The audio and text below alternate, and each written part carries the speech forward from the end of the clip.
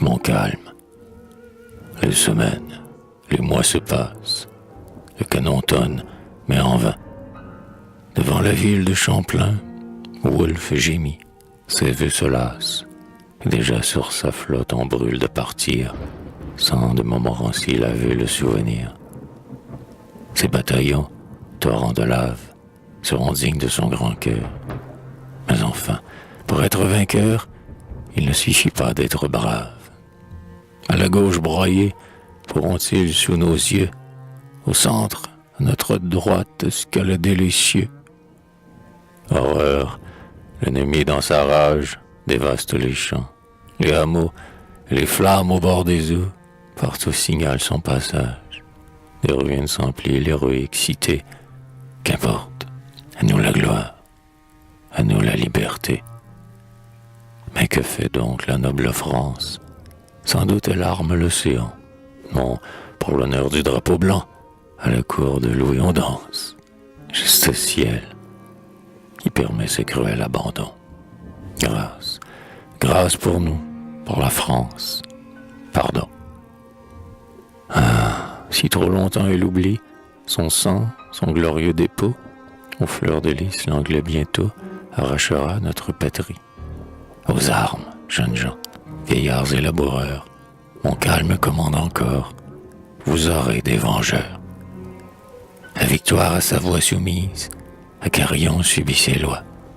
Oswego, mille autres exploits ont fait rayonner sa devise. 1 contre 5, sans fer, sans secours et sans pain. Comme hier, Dieu le veut, nous les battrons demain. Dieu ne le voulut pas. Un soir qu'avec mystère, le héros prolongeait sa ronde solitaire.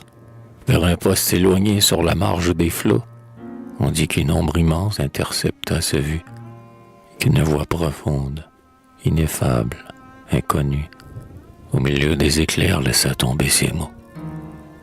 Soldat, digne héritier des preux de Charlemagne, comme au sage Moïse, au bord de la montagne, je veux te révéler mes décrets éternels. Pour la première fois, fils aîné de la gloire, ma justice à ton bras refuse la victoire, en couronnant ton front de lauriers immortels. Le peuple de Clovis que j'armais de mon glaive, étoile du matin, phare que sur la grève, je plaçais pour guider, sauver les nations. Nouvel ange déchu, le blasphème à la bouche, foule aux pieds mes autels dans son orgueil farouche. À ses yeux, mes bienfaits ne sont qu'illusions. Tel qu'un arbre géant jetant au loin son ombre, fidèle, il eût régné sur des peuples sans nombre. J'aimais avoir en lui le roi de l'univers. Parjure, dépouillant ses branches encore saines, dans l'empire du mal, qu'il vive sans domaine, comme un tronc foudroyé sur les sables déserts. Plus tard, toujours rebelle à la voix qui l'inspire, quand il aura franchi dans son affreux délire les bornes que j'impose à son iniquité, je veux qu'en sa fureur déchirant ses entrailles, par l'exemple effrayant de tant de funérailles, il instruise à jamais le monde épouvanté. Puis arrêtant ses pas au penchant de l'abîme, quand il aura compris sa mission sublime, épuré, pour toujours au creuset des douleurs, un jour il bénira son épreuve cruelle, et de félicité sa part sera si belle, que les rois envieront jusqu'à ses malheurs. Et tant qu'il soutiendra sa lutte colossale, sous un sceptre étranger à ce sceptre fatal, cette terre bénie, asile de la foi, héritant des vertus de la première France, conservera toujours dans la paix l'innocence, le vrai, le seul bonheur, le culte de ma loi. Mais toi, dont la sagesse honore ta patrie, qui vois, sans murmurer, dans ton âme flétrie, tes vastes projets l'édifice croulant, qui pleure les destins de la France, ta mère, je te laisse à choisir dans ta tristesse amère de longs jours fortunés ou la mort de Roland. Pendant longtemps mon calme, incliné sur la plage, prête une oreille avide au mystique langage. dont le sublime accent le glace et le poursuit. Mais il n'entend plus rien que le vol de la nuit. Le sourd bruissement des ondes sur la rive, sur rossignol aimé la roulade plaintive, du nocturne grillon le bébé l'argentin, et d'une sentinelle un cri vague et lointain. Le ciel est doux et pur, l'astre au regard timide, se levant radieux au sein des Laurentides, de ses rayons brisés fait miroiter les eaux, et d'ombre et de reflets parsèment les berceaux. Pareil à Jeanne d'Arc sur le bûcher funèbre, consumé à demi sur son rocher célèbre, la ville étincelant sous ses blancs corselets. À l'horizon, là-bas, menace encore l'anglais. Mais lui, dans l'amertume où son âme se plonge, comme à peine éveillé du plus horrible songe, il compte avec effroi les pas de l'avenir et voudrait de la nuit la course retenir. Tout à coup, des rameurs sur la rade prochaine entonnent le doux chant de la claire fontaine, dont l'écho qui s'éteint lentement par degrés répète au loin les mots « Jamais ne t'oublierai ». Et c'est son répondant son âme attendrie, comme un dernier adieu de sa belle patrie. Vous dont la majesté faisait trembler Sion, ô Dieu, s'écria-t-il, béni soit votre nom. Mais si pour apaiser enfin votre justice, il faut sur vos autels un nouveau sacrifice, pour venger la foi, s'il vous faut un martyr, épargnez mon pays et faites-moi mourir. Rien ne répond. Tout dort. Ma raison s'égare. Sur mes sens en délire un fantôme bizarre qu'enfantent les soucis, les veilles, les travaux, plane comme la mort aux abords des tombeaux.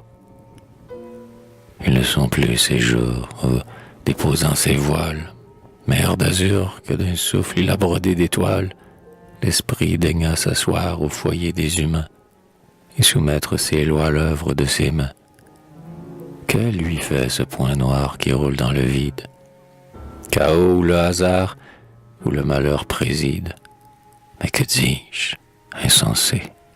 Le doute ténébreux que l'enfer a vomi pour insulter aux cieux.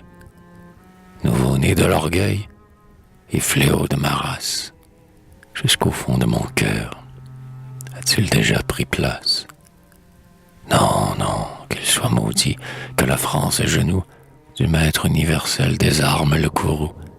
Mais si, pour effacer sa faute passagère, il ne suffit plus d'une ardente prière, et s'il ne faut, mon Dieu, que le sang d'un martyr, épargnez ma patrie et faites-moi mourir.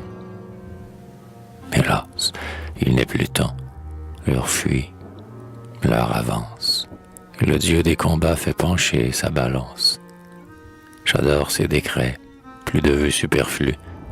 Je te perds, France, adieu, je ne te verrai plus. Je ne survivrai pas à ta gloire à vie. Dans ton sein déchiré, comme importe la vie, j'ai mis sur tes destins, ne pleure pas mon sort. Pour ennoblir ta chute, il te fallait ma mort.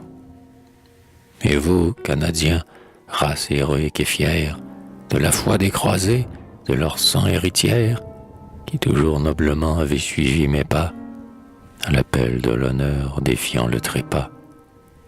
Vous qui sachant braver votre longue souffrance, dans nos jours de malheur ne plaignez que la France.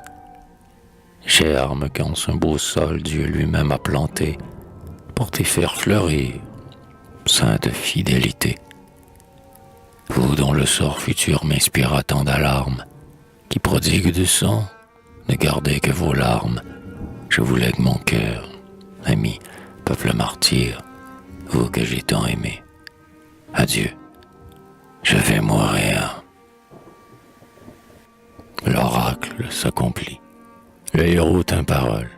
Depuis un siècle, il dort sous l'auguste coupole, dans le lit que la gloire avait creusé pour lui.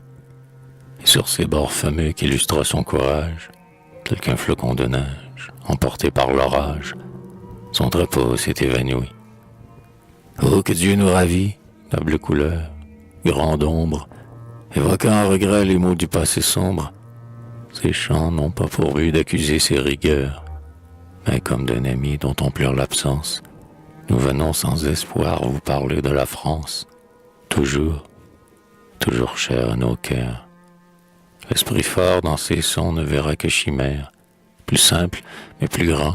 Ces paysans, nos pères, ne savaient que mourir par leurs rois, leurs autels, et leurs fils céderont comme eux dans cette histoire, non pas leurs rivaux, mais à Dieu la victoire, à Dieu qui nous fit tous mortels.